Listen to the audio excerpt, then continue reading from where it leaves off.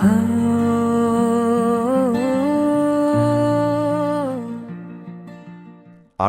Montana homeopathic চিকিৎসার অন্যতম প্রধান এবং বহুল ব্যবহৃত একটি ওষুধ। পাহাড়ি হলুদ ফুল থেকে তৈরি এই ওষুধটিকে যে কোনো আঘাত বা দুর্ঘটনার প্রাথমিক চিকিৎসা বা ফার্স্ট এইড হিসেবে বিবেচনা করা হয়।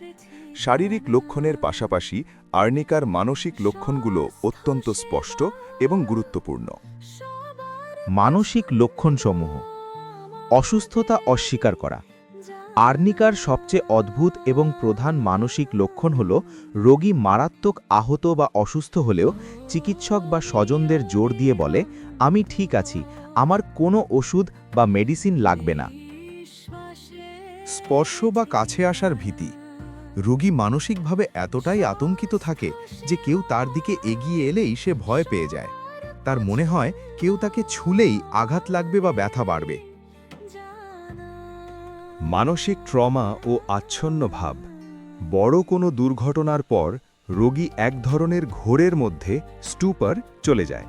তাকে ডাকলে বা প্রশ্ন করলে সে চোখ মেলে সঠিক উত্তর দেয়, কিন্তু পরক্ষণেই আবার ঘোরে বা ঘুমে তলিয়ে যায়। দুঃস্বপ্ন ও বিরক্তি।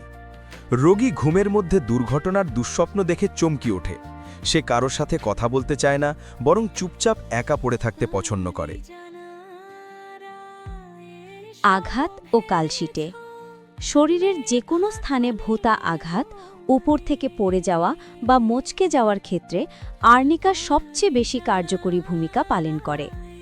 আঘাতের ফলে ত্বকের নিচের সূক্ষ্ম রক্তনালী ফেটে রক্ত জমাট বাঁধলে বা কালশিটে দাগ পড়ে গেলে আর্নিকা সেই জমাট বাঁধা রক্ত তরল করে দ্রুত স্বাভাবিক অবস্থায় ফিরিয়ে আনে এবং ব্যথা কমায়। মাংসপেশির ব্যথা ও ক্লান্তি।